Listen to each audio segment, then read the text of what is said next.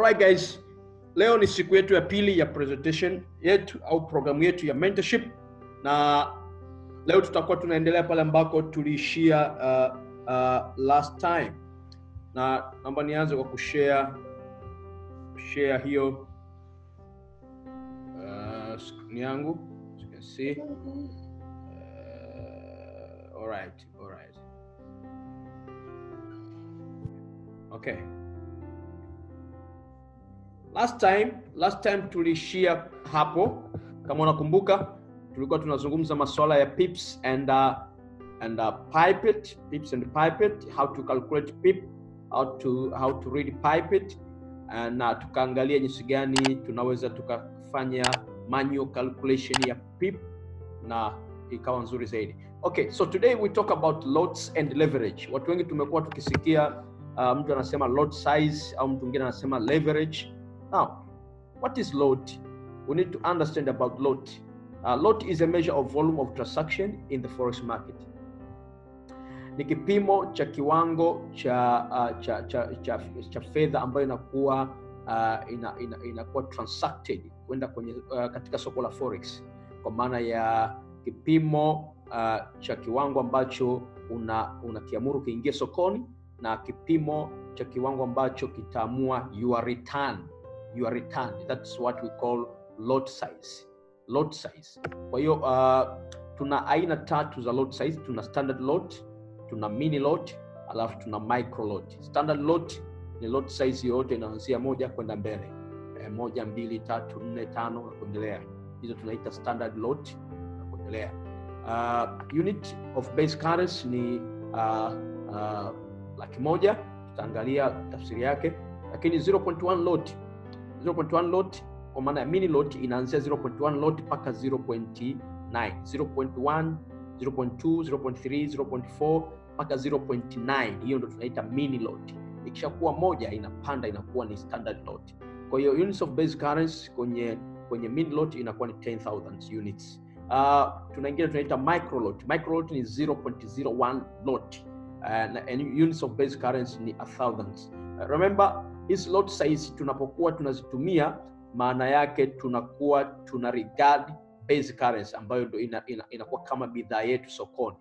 Ndio maana tunasema standard lot imebeba units of base currency 100,000, lakini pia mini lot imebeba units of base currency 10,000. Kwa nini units of base currency? Sababu hizi ni units ambazo tunazitumia kwenye bidhaa yetu ambayo siku zote huwa ni base currency. Remember, kwenye pair tuna base currency na quoted currency.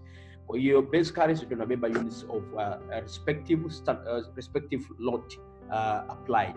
Kwa hiyo micro lot, when you go to micro lot tuna 1,000 units of base currency. Hiyo ni micro lot ni 0.01 mpaka 0.09. Hiyo tunaziita micro lot. Ikishakuwa 0.1 inapanda inakuwa mini lot. So guys, I think hapo tumeelewana kwamba lot size ni nini? Ni kipimo cha kiwango cha transaction ambazo zinatokea sokoni, either kiwango ambacho unaingiza sokoni ama kiwango ambacho unakipata kutoka kwenye market. Okay, kwa mfano you have euro USD. Sasa tunataka tuone matumizi sasa ya hiyo lot. Now, kabla sijaenda kwenye matumizi ya lot, we said we have lots and leverage. Now, what is leverage? Leverage is a loan. A loan ni kama mkopo ambao unapewa na broker ili ukusaidie wewe kutrade kwenye soko la forex. It's a loan given to you by a broker who is handling your account. A broker who is handling your account is the same broker who will be giving you what we call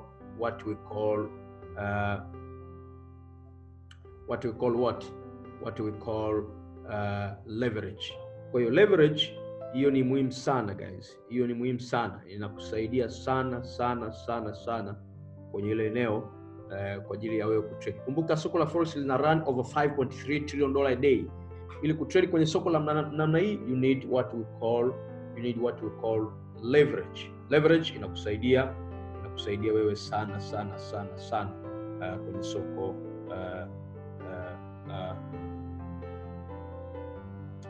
la forex. Okay. Now,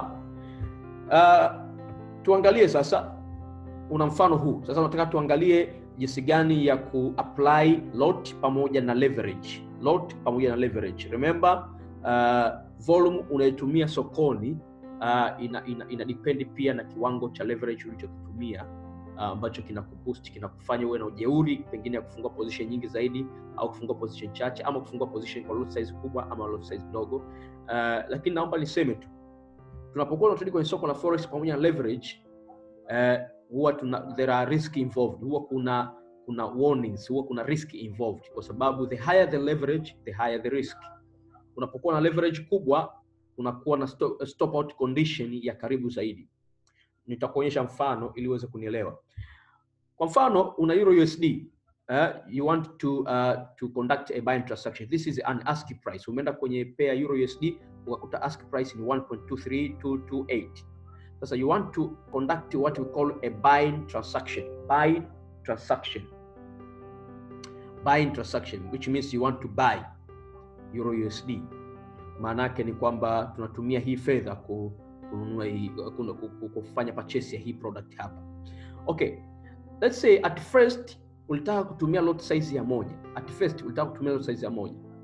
Sasa at first, kwa sababu ulitaka kutumia lot size ya 1, tunachukua hii ask price, tunazidisha na units involved kwenye lot, kwenye standard lot, kwa maana ya lot size ya 1, tunazidisha mara ask price. Kwa hiyo take ask price times the units of base currency. Remember, tulisema units za standard lot kwa lot size ya 1 ni ngapi? Ni units 1000, unit 100,000. You see?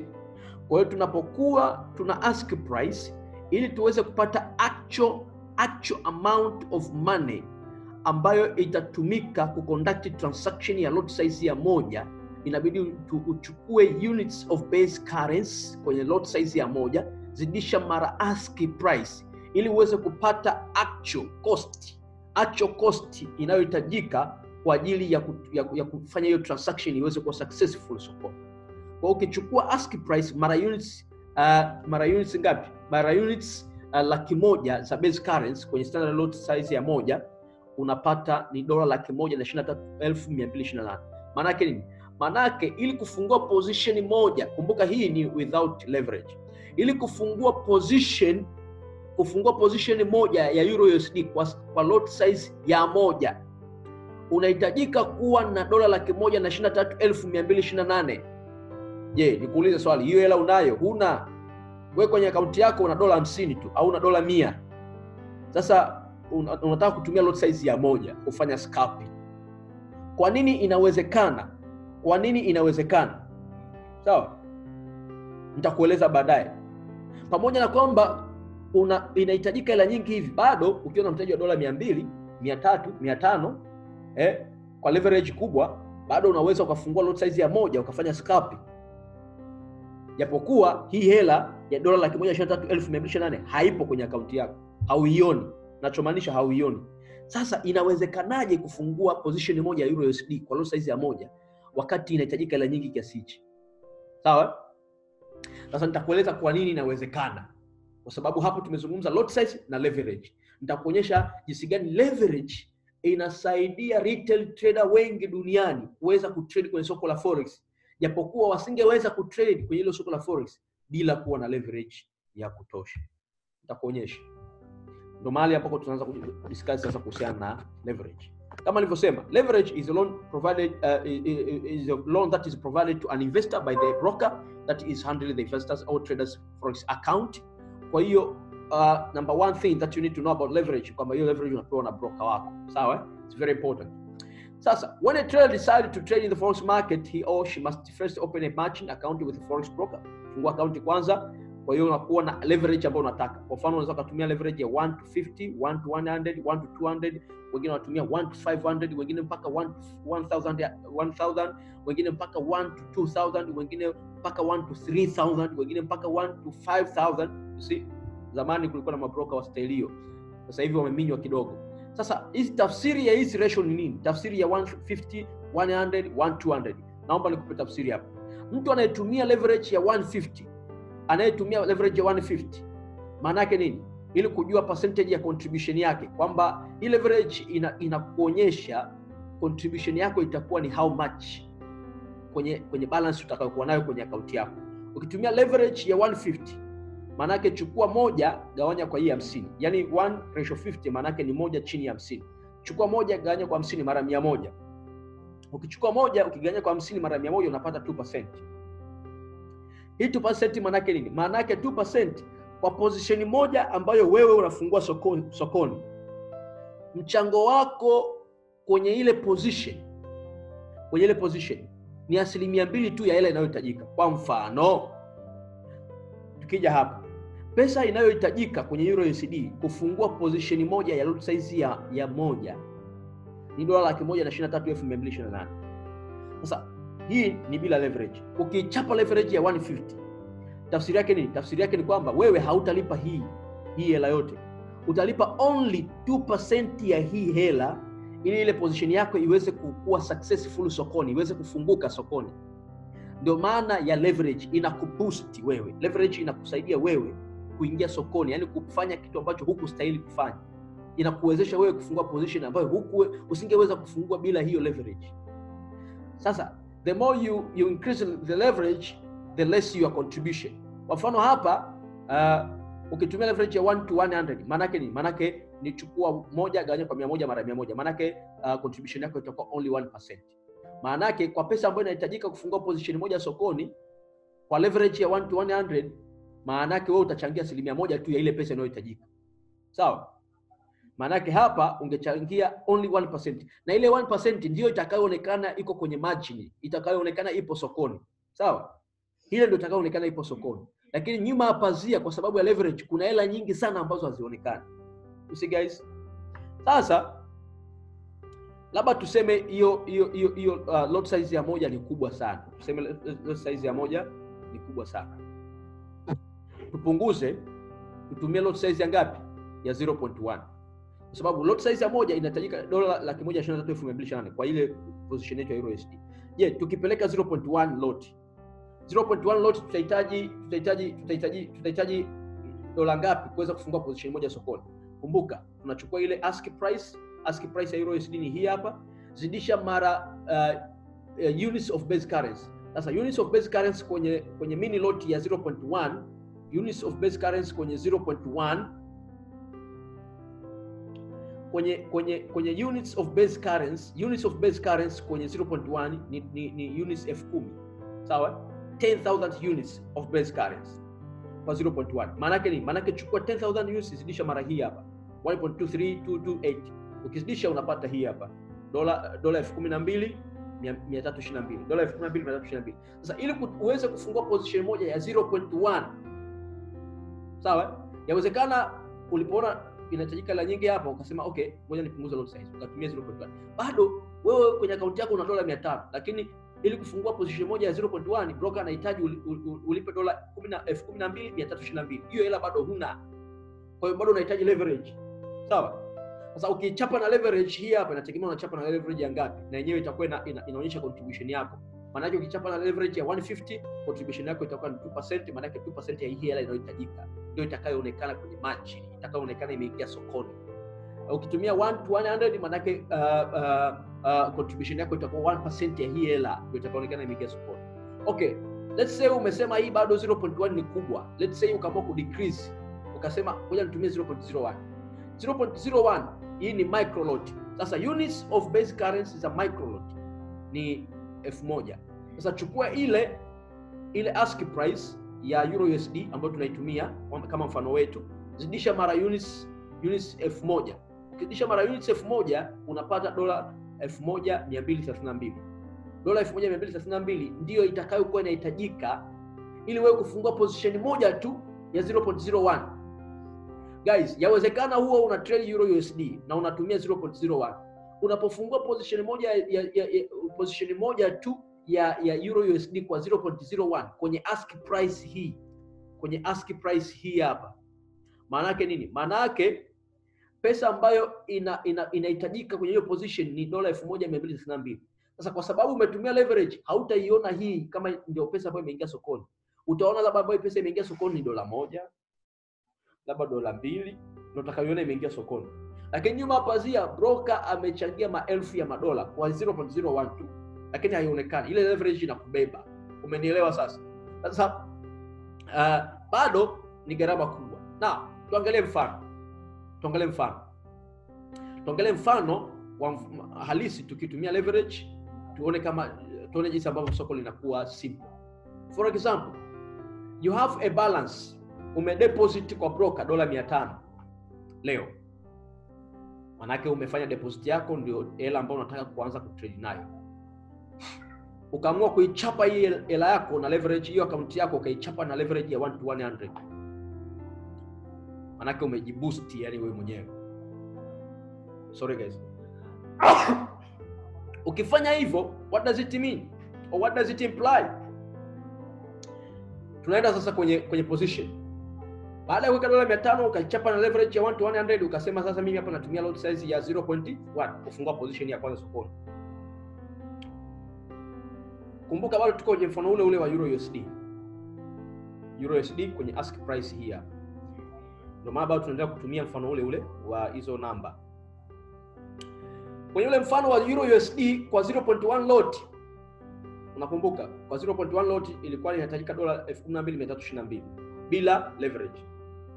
Sasa tuichape na leverage ya 1 to 100. Leverage ya 1 to 100 maana yake nini? Maana yake chukua moja chini ya 100, moja chini ya 100 mara 100. Ukichukua moja chini ya 100 mara 100 utapata 1%. Sawa? Maana yake nini? Kama ukipata 1% pale, maana yake contribution yako ni 1% ya hii hela, ndio itakayoonekana, ndio itakayokatwa kutoka kwenye balance yako. Yaani 1% ya hii hela ndio itakayokatwa kutoka kwenye $500 itaingia sokoni. Sawa? Maana yake nini? Kwa kuwa umetumia leverage ya 1 to 100, maana yake utakuwa umeazima ama umekopa 99% ya hii pesa hapa, hii pesa inayohitajika umekopa. Alafu wewe unachangia 1%. 99% ya hii pesa ni $12,199. 1% ya hii pesa ni $123. Hii $123 ndio utakayoiona imeingia sokoni. Hii ndio utakayoiona imeingia sokoni. Utaona kwenye margin pale $123 imeingia sokoni. Lakini nyuma ya pazia $12,199 zinakuboost. Sawa wazee? Lazima tuelewe haya, itakusaidia sana. Hata unapotrade sokoni unajua ni kwa namna. Kuna watu wengine huwa hadi wanamtukana broker, wanafikiri broker ni mtu mbaya. Broker sio mtu mbaya, kwa sababu broker anakupa leverage. Sasa kama broker asingekupa leverage, ungeweza kutrade wewe kwenye soko la forex kweli? Broker anakupa account, anakupa leverage, anakusaidia vitu vingi sana. Maana yake wale wameturahisishia kazi ya kutrade kwenye soko la forex. Usimtukane broker, mshukuru, mheshimu broker, kwa sababu wewe fikiria hii $12,000 ungeipata wapi kufungua position moja kwa 0.1 lot sokoni? Afu wewe balance yako $500. Ungeweza wapi? Au mimi na wewe leo tungeweza kutrade wapi vipi kwenye soko la forex? Uweze kutrade, labda ungekuwa na dola laki ngapi hapa ndio ungeweza kufungua hii position. Ungefungua positions kadhaa sokoni. You see guys? So you need to understand the scenario behind. It is very important. Maana yake sasa ukitumia leverage ya 1 to 100, maana yake your contribution kwenye hii hela inayohitajika ni 1%, ambayo ikikata 1% ya hii hela ni $123. Kwa hiyo inaingia sokoni. Sasa maana yake nini? Pesa yako pale ambayo imeingia sokoni ni 1%, $123, ndio imekatwa kutoka kwenye ile $500. Sasa chukua $500 toa ile $123, utabakiwa na $377. Kwa hiyo sasa ile $500 ya kwako ndio inasoma kwenye MT4 yako, ndio itasoma kama balance. $123 itasoma kama margin. $377 itasoma kama free margin. Maana yake nini? Hii $377 ni free, ni ile pesa ambayo haijaingia sokoni. Maana yake chukua 500, toa pesa ambayo imeingia sokoni ni $123. Ukitoa utapata $377 ambayo itakuwa ndo free margin. So ukisema kwenye MT4 yako utaona kuna balance. Balance ndio pesa ambayo umedeposit. Kuna kitu kinachoitwa free margin. Free margin sasa ni ile pesa ambayo haijaingia sokoni. Alafu margin ndio pesa ambayo imeingia sokoni. Equity tunaipataje? Sababu pale kuna balance, kuna equity, kuna free margin, kuna margin. Equity inakuaje? Ili kuweza kupata equity au hesabu ya equity huwa inapatikana kwa kuchukua free margin jumlisha margin. Free margin jumlisha pesa ambayo ipo sokoni. Sawa? Sasa ile pesa ambayo iko sokoni inawezekana ikawa inaleta faida au hasara. Ikileta faida, maana yake free margin inaongezeka. Sawa? Kwa hiyo equity inaongezeka pia. Lakini endapo ile pesa iko sokoni ikaleta hasara, maana yake free margin inapungua. Sawa? Inaanza kutafunika taratibu. Kwa hiyo hata equity inapungua consecutive. Kwa hiyo inakuwa hivyo. Kwa hiyo what happen if the market move against us? Sasa lazima tuelewe. Wewe umefungua position yako hiyo sokoni, dola 123 zimeingia sokoni. Uko sokoni sasa, trade zina run. Mara ya kwanza ukapata loss size ya dola 100. Ukapata loss ya dola 100. Mara ya kwanza ukapata loss ya dola 100. Maana yake nini? Maana yake balance inapungua na free margin inapungua. Badala ya dola 377 inabaki dola 277. Ukapata hasara dola 200 tena. Maana yake tena free margin inapungua. Free margin inapungua, kuna kitu pale kwenye MT4 yako kinaitwa margin level. Margin level na yenyewe inaanza kushuka. Ile margin level ikishuka, margin level inawakilishwa na percentage. Margin level ikishuka ikawa below 100%, unakuwa kwenye danger zone. Anytime unaweza kukutana na stop out condition.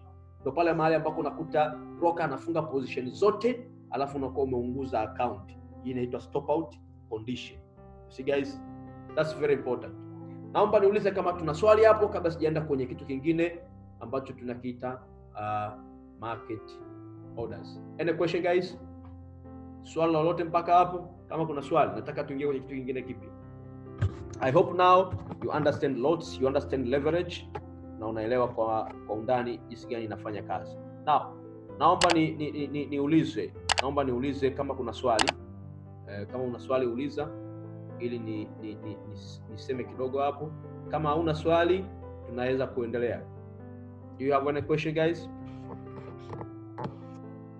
Kama hamna swali, then we proceed. All right, let me proceed guys. Let me share my screen again. Let's talk about market orders. It's very important. Let's talk about market orders. Kwenye soko la forex tuna order mbalimbali.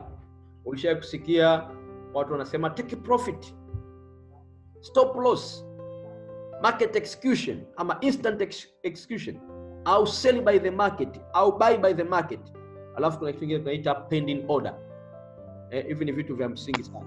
Take profit ni nini? Take profit order ni setting ambayo unaifanya kwenye trading platform yako ama MT4 yako whatever, kwamba hii trade inapokuwa on my side ikafika eneo fulani ikatengeneza profit, basi hiyo profit iweze kujifunga yenyewe moja kwa moja. Unakuwa umeset price ya ambayo au target ambayo soko likifika pale likiwa on your side, ile trade au ile position inaweza kujifunga na kiwango kile cha profit ambacho kitakuwa kimetengenezwa. Hiyo tunaita take profit order. Tunasema is an order used by currency traders specifying the exact rate or number of pips from the current price point where to lose or to close out their current profit. Yes, una calculate pips kwamba okay, hii trade itaenda on my side pips 100, ikifikisha pips 100 ijifunge yenyewe ama nichukue profit ambayo nitakuwa nimetengeneza. Kwa mfano, huyu mtu hapa aliingia kwenye hii trade, let's say this is a trade. Huyu mtu aliamua kuingia hapa kwenye as an entry 10 pips above this breakout. Trade entry ikatengeneza pips 35, take profit akaiweka baada ya pips 35. So this is entry, this is take profit. Kwa hiyo aliingia hapa kubai, ikiwa inaenda upande wake take profit akaweka hapa. Kwa hiyo hiyo ndio inaitwa take profit order.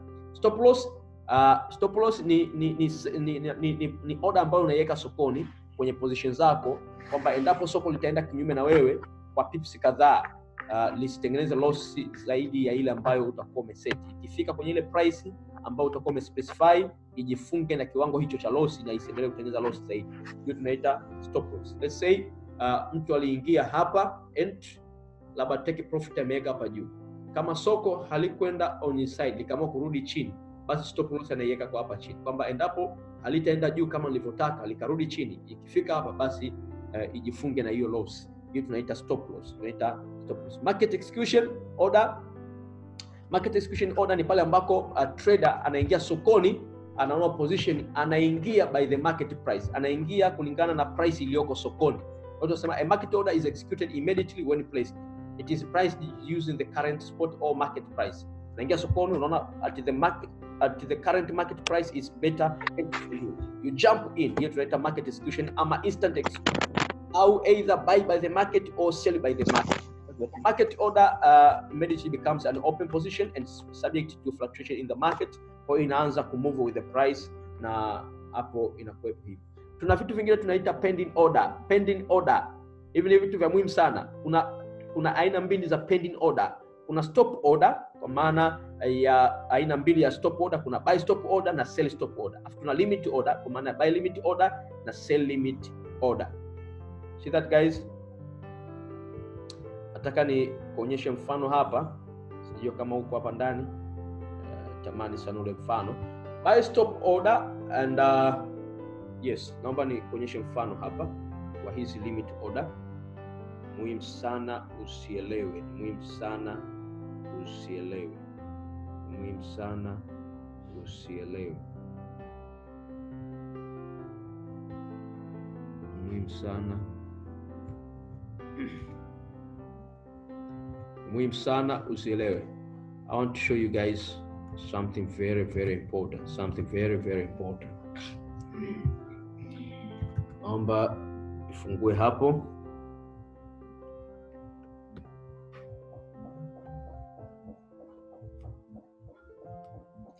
Nilishasema unapoweka order zako margin level hakikisha margin level isiwe chini ya 100. Mr. Fonka, margin level jitahidi isiwe chini ya 100. Ikiwa chini ya 100 ni disaster, itakuwa. Chini ya 100 anytime unaweza ukalia kilio cha mbwa koko. Kwa hiyo jitahidi sana margin level isiwe chini ya 100. Isiwe chini ya 100. It's very important. It's very important. Margin level isiwe chini ya 100. It's very important. It's very important. I understand what I'm saying and you should understand what I'm saying. Okay, nachotaka kusema hapa ni nini? Nataka nikuonyeshe jinsi gani ya kuset hiyo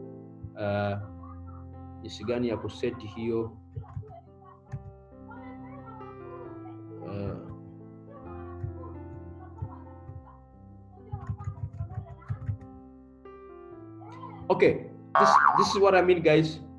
Nataka nikuonyeshe jinsi gani ya kufanya hiyo. Let's say this is now the movement. This is now the movement. This is now the movement. Sorry. Nimeminya sana. Let's say this is now the movement. Find the market moving this way.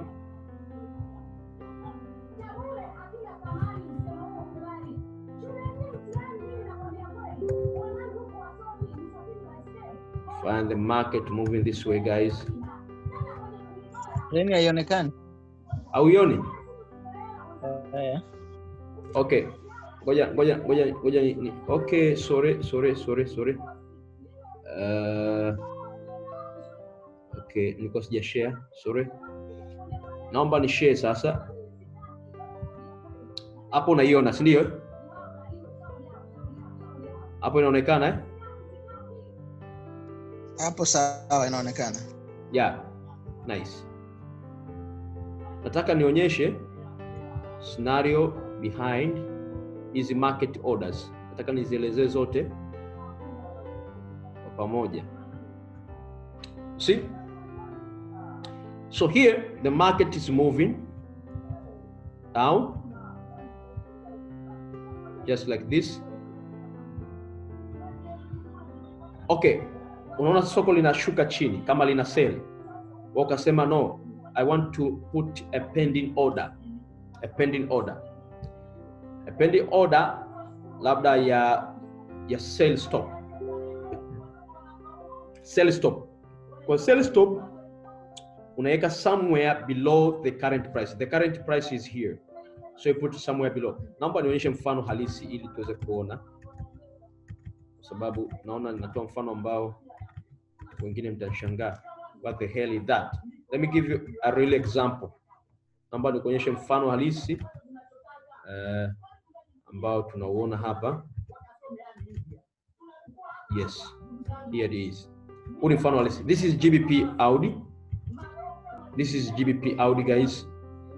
Let's say we want now to set what we call buy stop, sell stop, and either sell limit, buy limit. Naomba nibadilishe rangi uweze kuziona vizuri. This is the current price. Current price ni hii hapa.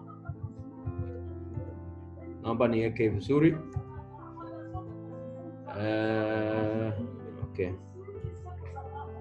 Buy limit, sell limit, buy. This is buy stop, this is sell stop. This one here is buy limit. Let's put this as a buy limit. And this one here, let's regard this as a what? As a sell limit. Okay, now tuzitafsiri sasa hizi pending order. This one here, unaiona hapa ni current price. The movement we see here is the current price. Sasa tunapozungumzia pending order, maana yake ni order ambazo tunaziweka at the certain level, tukitegemea soko likifika pale zile order zetu ziwe executed. Sawa? Kwa mfano umefanya analysis yako ukahisi kwamba GBP Audi inaenda kuseli, lakini haita seli hapo ilipo sasa hivi, pengine itapanda juu afu ndio kushuka chini. Unaweza ukasema okay, mimi na assume kwamba hii itakaposeli kafika hapa itakuwa kwenye position nzuri sana ya kuendelea kuseli kuliko hapo ilipo sasa hivi. Kwa hiyo unakuja unasema sitaingia by the market price, ila nitaisubiria somewhere hapa, nitaisubiria. Kwa hiyo ukaja ukaweka position yako pale chini ya price, inakuwa ni sell stop. Kwa hapa ni sell stop kwa sababu umeiweka somewhere below the price, expecting the price to go down. Ndio maana sell stop. Lakini let's say umefanya analysis yako ukahisi hii GBP Audi haita sell, hii itaenda kubuy. Lakini hii buy yake sitaingia by the market price. Nataka ije kuvunja hii labda resistance hapa juu, ikishavunja ndio hit order yangu iende nayo juu, iendelee kwenda juu. Kwa hiyo unakuja unaweka nani yako hapa, unaweka buy stop yako hapa above. Buy stop. Kwa unaweka buy stop pale juu. Kwa this one here now is a buy stop. This one here is a sell stop. Kwa hiyo loko chini sell stop, hiyo buy stop. Let's say ukasema no, mimi nataka hii soko lipande, likifika hapa ndio nianza kuseli. Sasa hivi sitaki ni seli, nataka lipande likifika hapa juu. Hapa kwa sababu ya lilishakuwa na historia ya kufika hapa previously, likifika hapa litaanza kushuka. Kwa hiyo unakuja unaweka sell limit. Inaitwa sell limit, kwamba unataka soko likifika pale juu lianze kuseli. Hiyo inaitwa sell limit. So you want when the market reach at this point, when the market comes up to this point, ikishafika pale lianze, likisha hit tu position yako lianze kushuka chini. Hiyo tunaita nini? Tunaita sell limit. So this one here is sell limit. So let's say you want to put not a sell limit, but you want to buy, by the buy limit. Kwa unataka soko likishuka, likifika hapa chini tu ligeuke, lianze kufanya nini? Lianze kubuy, lianze kupanda juu. Hii hapa tunaita buy. Kwamba soko likifika hapo, likihit order yako panda, tunaita buy limit. Tunaelewana jamani? So this is a buy limit. This one here is a buy limit. It's very important guys, understand this stuff. Sababu watu wengine unakuta anaingia tu sokoni hajui kwamba kuna hizi options za kutumia. Unaweza ukatumia sell stop, buy stop, ukaondoka kabisa, ukija baadaye zote zimekuwa executed, zipo kwenye profit, ama ukaweka settings zote za take profit, stop loss, kila kitu, ukaja ukakuta either in profit au in loss. Sawa, kwamba imehit stop loss ama imehit take profit. Kwa hiyo everything involved. Kwa hiyo unakuta hizo ndo tunaziita pending order, na hizo ndo zinatumika kwa mfumo huo. Kwa hiyo guys, it's very important for you guys to understand this, na itakusaidia sana kwenye trade zako. Okay, naomba ni share tena presentation zetu, PowerPoint zetu, tuweze kumalizia kitu ambacho kimesalia. So this the orders au market orders ambazo tunaziangalia sokoni, stop orders, limit orders, na vitu vingine. All right guys, if you have any question before I jump into something new,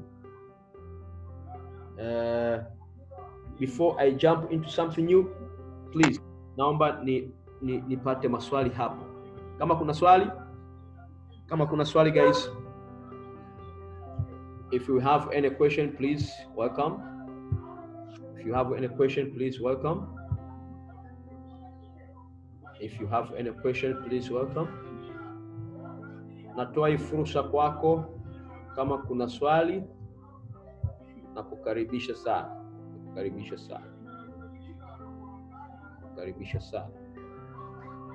Kama hamna swali, nataka niendelee.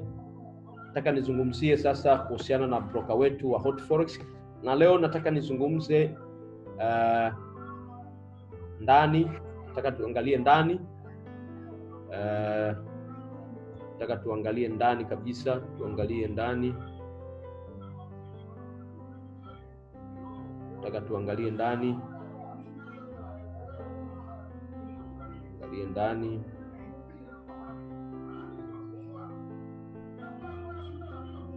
All right, amna swali, nataka niendelee. Okay, nataka tufahamu kwamba ili kutrade kwenye soko la forex, unahitaji broker. Broker ni mtu anayekuunganisha na soko la forex ili wewe uweze kutrade vizuri kwenye soko la forex, na yeye anakuunganisha na liquidity provider, watu ambao tunawaita liquidity provider. Yeye anakuwa ni mtu wa katikati wa kuunganisha wewe na liquidity provider. Kwa broker ni mtu wa muhimu sana, na ni mtu ambaye unapaswa kumheshimu sana, ni mtu ambaye unapaswa kumuonyesha adabu sana, kwa sababu yeye ndiye anayekupa leverage, yeye ndiye anayekuunganisha na liquidity provider, yeye ndiye anayekusaidia hata kuhandle account yako, fedha zako. Angeweza kukimbia, lakini kwa sababu tuna sheria ambazo zinawaguide hao mabroker, broker hawezi kukimbia. Ndio maana huwa nashauri always trade with regulated broker. Trade na regulated broker. Usitrade na broker ambaye hayuko regulated. Unaweza kuamka siku moja ukashangaa broker amesepa na hela zako, alafu unabaki unalia. Kama broker huyo hayupo regulated, lazima utrade na regulated broker. Ndio maana mimi huwa nashauri watu wa trade na Hot Forex. Of course kuna mabroker wengi ambao wako regulated, lakini mimi na recommend Hot Forex kwa sababu very soon we're gonna have an office here ya Hot Forex, na kwa sasa hivi ana license zaidi ya 5 kwenye nchi kubwa, kwenye nchi tofauti 5. Ana license ya UK, ana license ya Dubai, yuko authorized South Africa, yuko authorized Dubai, Cyprus, Mauritius. Kwa unaweza kuona ni broker ambaye ana reputation kubwa, lakini ana method nyingi sana za deposit and withdraw. Let me show you guys. I don't want to lie at you. I want to show you something real. Guys. Muhimu sana wewe kuelewa hii kitu.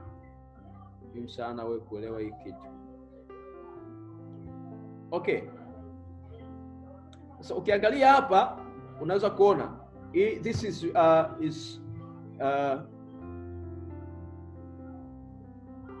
it's a Hot Forex account, one of the Hot Forex account. I have a company account, Hot Forex company account, and this account I normally trade on company account. Kwa hiyo sasa huko kuna vile vidogo vidogo tu na account nyingine sija.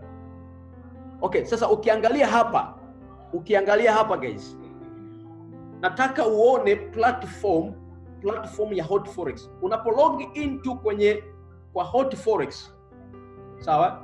Unapo log into kwa Hot Forex, utaona the way alivyokuwekea vitu katika mpangilio mzuri. Hichi unachokiona hapa ni wallet yako, ni mahali ambako unakusanya fedha zako zote.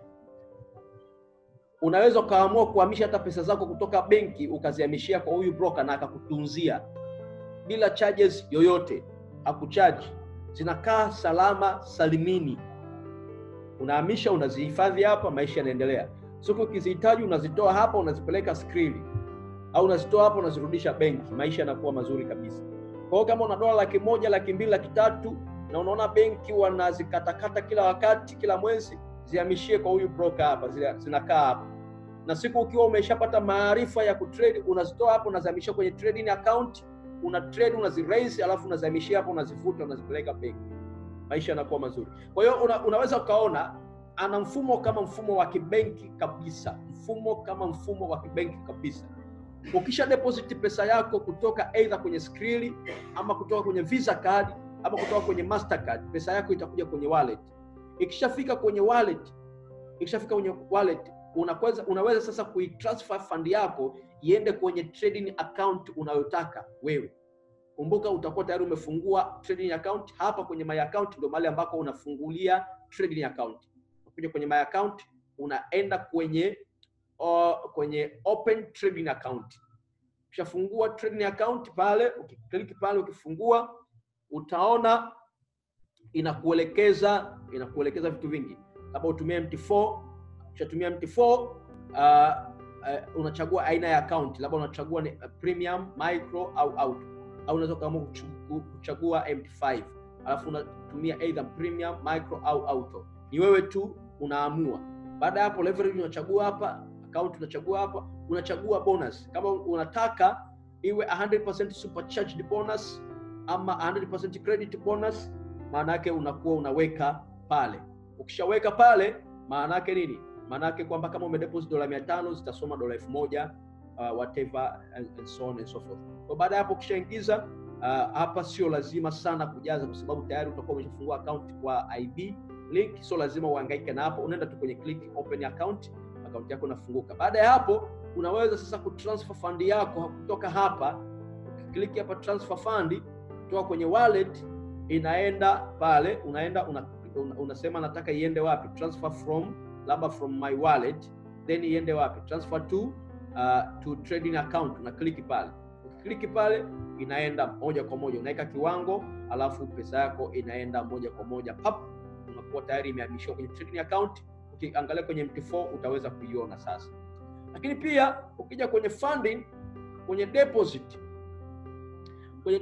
Hot Forex ana njia nyingi. Kuna Visa, eCompay na Mastercard, kuna wire transfer. Ukienda kwenye wire transfer hapa utaona unachagua kama unataka kutumia USD, unataka kutumia euro, unataka kutumia pound. Ukichagua USD unapewa taarifa za benki husika ambayo ni benki ya Hot Forex. Wanakupa taarifa zao za kufanya wire transfer. Hizi taarifa ndio unazozichukua, unaenda benki, unazijaza kwenye ile form ya kufanya wire transfer. Ukienda benki unawaambia nataka nifanye wire transfer, watakupa form ambayo utajaza hizi details za huyu broker. Ukishajaza hizi details za huyu broker, unaweka na kiwango cha pesa. Lazima uende na cash pale. Ama ukifika pale kama ni the same bank unayotumia, unawaambia wa transfer hiyo fund yako kutoka kwenye account yako, wafanye transfer kutoka kwenye account yako ya benki iweze kwenda kwenye benki ile nyingine ya hawa jamaa. Wanaicut direct inakwenda kule kiwango kile ambacho umetaka. Lakini ukitaka kwa haraka zaidi unaenda na cash, unajaza hizi details zao. Utaona hapa hii beneficiary ni Hot Forex Market, IBAN hiyo hapo, account number hiyo hapo, beneficiary bank ni Mauritius, alafu Swift code ni hizo hapo. Hivi ni vitu vya muhimu sana ambavyo unapaswa kuvifanya. Lakini kwenye payment details hakikisha unaonyesha pia na account ID yako inakuwepo kwenye payment details pale, unakuwepo na hiyo account ID yako ili iwe rahisi wao pesa ikifika kwao wanaifund inaingia kwako. Neteller unaweza kutumia Skrill, unaweza kutumia Bitcoin by Skrill unaweza kutumia, lakini pia Bitcoin Cash by BitPay unaweza kutumia Bitcoin BTC by BitPay, WebMoney, FacePay unaweza kutumia crypto payment, Litecoin, naona Monero sijui na coin nyingine hapo. Lakini pia unaweza kutumia Hot Forex PaySpark card. Hii ni kadi maalum ya Hot Forex, unaweza kaitumia. Kumbuka ili uweze kudeposit kwa kutumia Hot Forex PaySpark card lazima ufanye deposit kwenda kwenye hii kadi, alafu ukishaenda kwenye hii kadi unahamisha pesa yako inaenda kwa Hot Forex na maisha yanakuwa marahisi na matamu sana. Kuna njia nyingi za hizi njia zote ziko internationally approved na njia ambazo zinaheshimika international na ni njia ambazo ni safe kabisa, na utafanya transaction ya mamilioni ya hela bila shida yote. Unaweza ka deposit $500, $1 milioni, $2 milioni na kulingana na kiwango chote ambacho unataka na maisha bado yakawa mazuri. Huyu ndiye Hot Forex. Alright guys, sasa nataka uelewe pia baadhi ya vitu ambavyo viko hapa.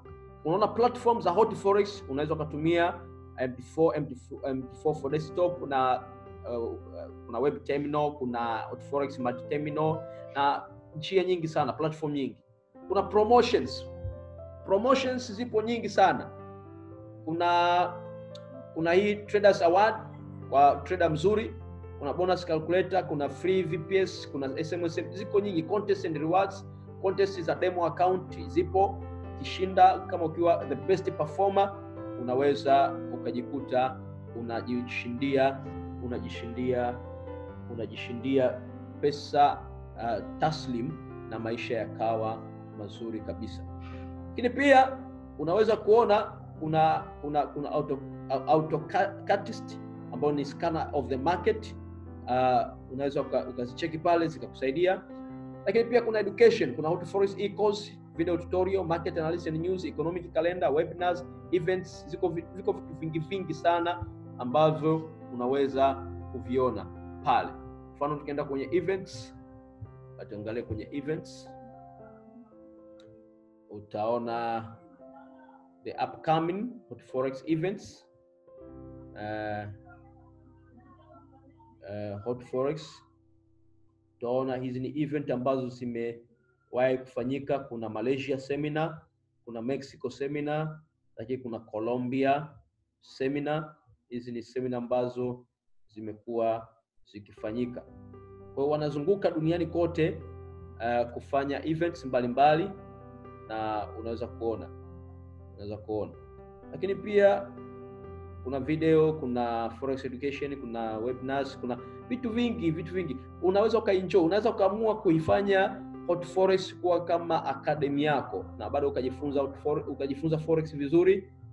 Kuna video tutorials ziko pale, kuna introduction to forex, understanding forex prices, understanding currency pairs, introduction to margin, contract sizes, majors and currency pairs revisited, understanding risk, approaches to trading the market, basic concepts and additional strategies. You see? Kwa hiyo guys, it's very important na vitu viko vingi sana. Kwa mfano pale ukianza what is the forex, inakuja what is the forex, unaanza kusoma pale. Kwa hiyo inakuwa kama academy yako, unajifunza vizuri. Unaweza ukapata hata notes huku, ukatengeneza notes zako vizuri kabisa ambazo unaweza kuzitumia kwenye kufundishia watu wako pale ambako utakuwa kwenye position sasa kwamba umegrow and you know a lot of stuff. Unaweza kutrain watu kupitia hizo notes na maisha kama hizo. Kwa hiyo Hot Forex amekutengenezea academy nzuri na hivi unavipata free of charge guys, free of charge. It's just you opening account na maisha yanakuwa mazuri. I hope you can see guys, I hope you can see that it's very productive, it's very useful na maisha yanakuwa mazuri. Okay, kuna watu wengi walikuwa wanauliza kuhusiana na partnership program. Kwa mfano unataka kuwa partner na Hot Forex. Naomba niliseme hili. Hot Forex ana partnership program, the best partnership program in the world. Kwa nini? Kwa sababu unapofungua account yako na Hot Forex kuwa partner Kwa mfano pale una click, you want to become a partner. You want to become a partner. Sawa? Unakuja kusoma advantages, partner type. Una aina za partnership. Unachagua. Unakuja pale unasema become an IB. Yes, this is the one that you should take. Become an IB, become an affiliate. So you better choose become an IB kwa sababu inakusaidia sana. Lakini pia kupata, kama unataka kuwa white label.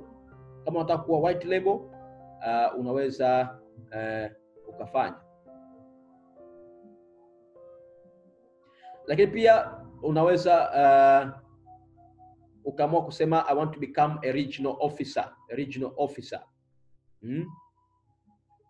A regional officer is also another thing that you can sign up, na inakuwa vizuri kabisa na mambo yanakuwa mazuri. Mfano unasema become a regional officer. Kija pale, if you want to become a regional officer, kuna things involved. Unaweza kaamua kusema hiyo ni individual, country of residence, unaingiza pale information zako, IB experience, IB experience, unaweza kusema yes or no. Yes, kama yes, for which company, estimated number of clients, estimated amount of deposit from existing clients, how do you find your clients. Unaona, kwa hiyo vitu vingi sana ambavyo viko pale vinakuwa vinakurahisishia wewe kupata hiyo kuwa regional officer.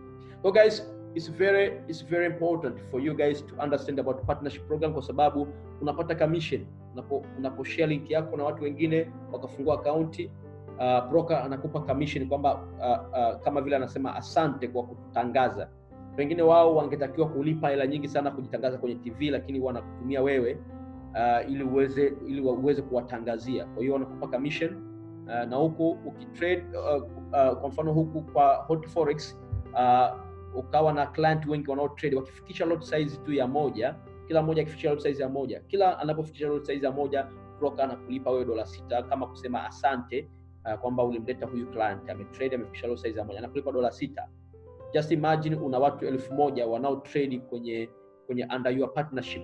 Una watu 1000 wana trade under your partnership, na kila mmoja kila siku ana trade low size anafikisha low size ya moja.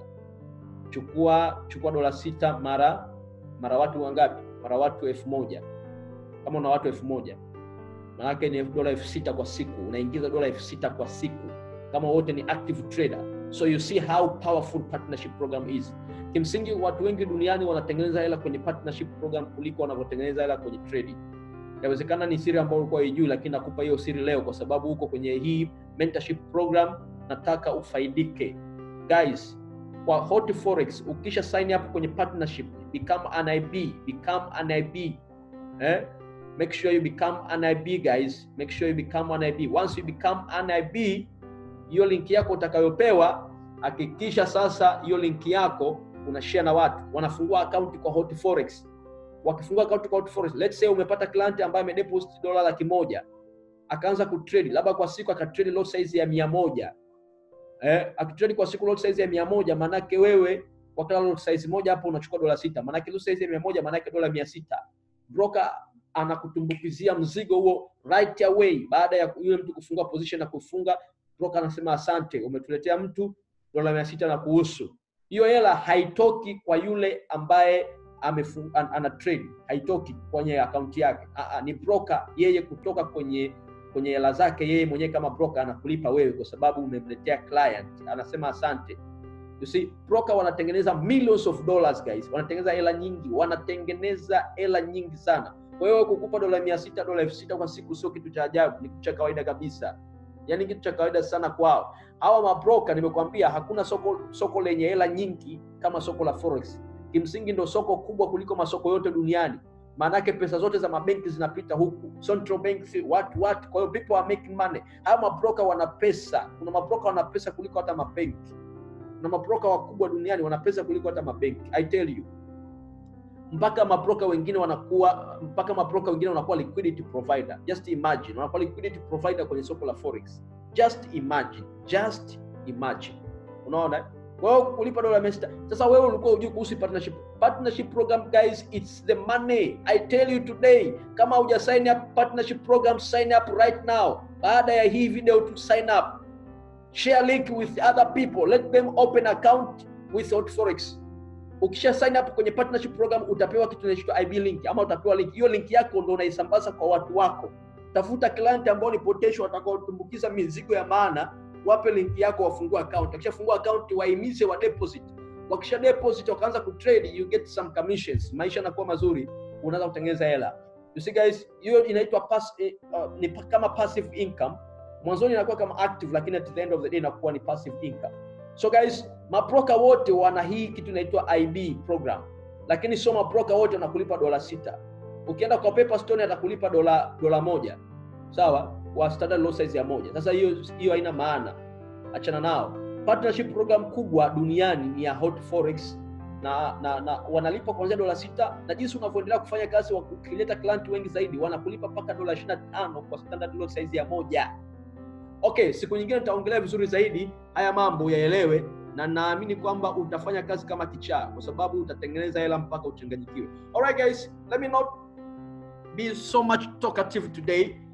Vitu vingine ambavyo sijavizungumza tutavizungumza kesho, muda wetu umeisha na tutakuwa na muda mzuri kesho wa kuendelea. God bless you guys. If you have any question please, naomba nipokee swali moja au mawili. Kwa Visa card ni instant. Unapodeposit kwa Visa card it is an instant. It is an instant deposit. Haichukui muda. Kwa hiyo kideposit ni faster tu. Hakikisha unapodeposit kwa njia ya Skrill, unahakikisha una locate kwamba hiyo pesa yako haitatumika kwa ajili ya gambling. Haitatumika kwenye gambling. Sawa? Pesa yako haitatumika kwenye gambling. It's very important. Ukielewa hiyo itakusaidia guys. Okay, guys, God bless you and have a wonderful moment. See you tomorrow. Thank you.